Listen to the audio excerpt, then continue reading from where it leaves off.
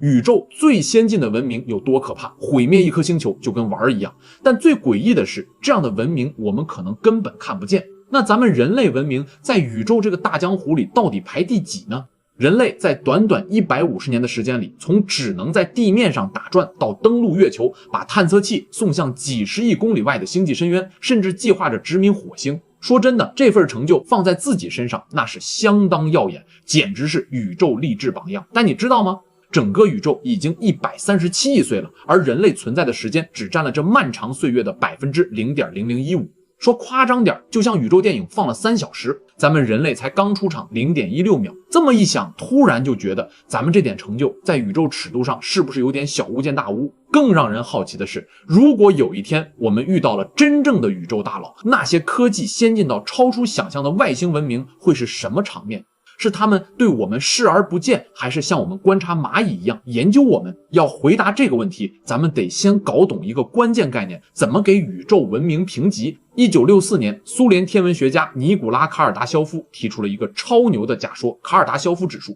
简单说，就是给文明分能量段位，一个文明能掌控多少能量，就代表它有多少实力。这个指数是对数级的，就像游戏升级，越往后越难，但一旦升级成功，实力就是天翻地覆的变化。卡尔达肖夫一开始定了3个基础等级，后来又有人补充，但核心逻辑没变。咱们先从最低级的说起，一型文明。一型文明也叫行星文明，简单说就是能掌控自己母星的所有能量。比如地球的母星是太阳，一型文明就能把太阳照射到地球上的所有能量100%收集储存，利用这个能量有多大？足足70京瓦，相当于每秒爆发出数百万颗氢弹的能量，比现在人类的总能耗还要多10万亿倍。看到这，你可能会想，那我们人类现在是不是异形文明？答案扎心了，不是，我们连最低级的异形都没到，只能算0型文明。这还要多亏天文学家卡尔萨根，他给卡尔达肖夫指数补了个公式 ，OK 等于 log P-6除以10，其中 K 是文明等级 ，P 是文明的能耗。按照这个公式，0型文明大概只能掌控100万千瓦的能量，但咱们人类2015年1年的总能耗就有 17.35 万亿瓦。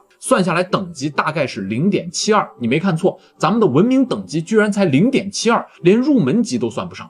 而物理学家加来道雄更直接，人类大概还要100到200年才能达到1型，几千年后到2型，要想冲到3型得花10万到100万年。别觉得100到200年久，对于宇宙来说这也就是弹指一挥间。但一旦成为1型文明，咱们可就牛了，能完全掌控地球的天气，还能改变地球的地质结构，相当于把地球变成了定制款星球。但你知道吗？1型文明的这点实力在2型文明面前简直不值一提。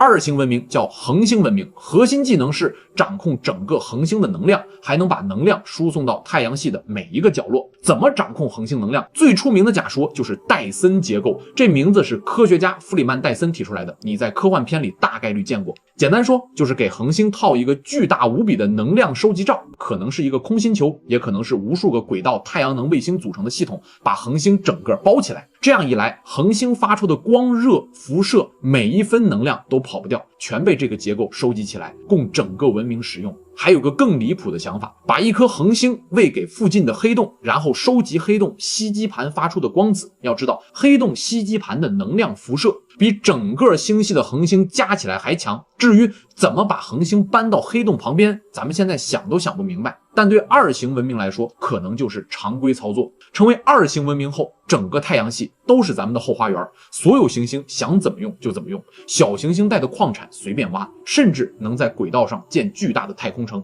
整个文明都生活在围绕恒星的能量罩里，这才是真正的星际生活啊！但如果说2型文明是太阳系霸主，那3型文明就是星系霸主，实力直接飙升到宇宙级。3型文明也叫星系文明，能掌控整个星系的所有能量。想想看，一个星系里有多少颗恒星？几百亿颗。2型文明只玩1颗恒星，3型文明是把几百亿颗恒星当充电宝，把整个星系的行星、小行星当乐高积木，想建什么就拆几颗行星，想扩张就把整个太阳系搬到别的地方。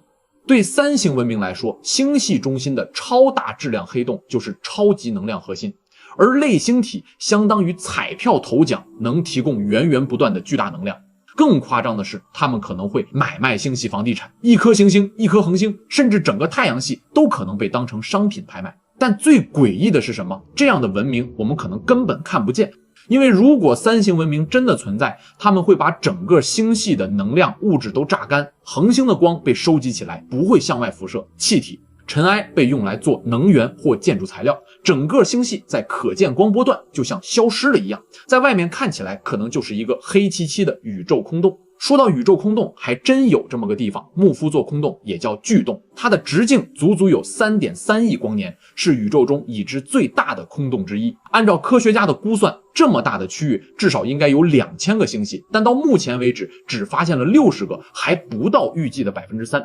那些失踪的星系去哪儿了？是本来就没有，还是被什么东西搬走了？会不会就是三星文明在搞事情？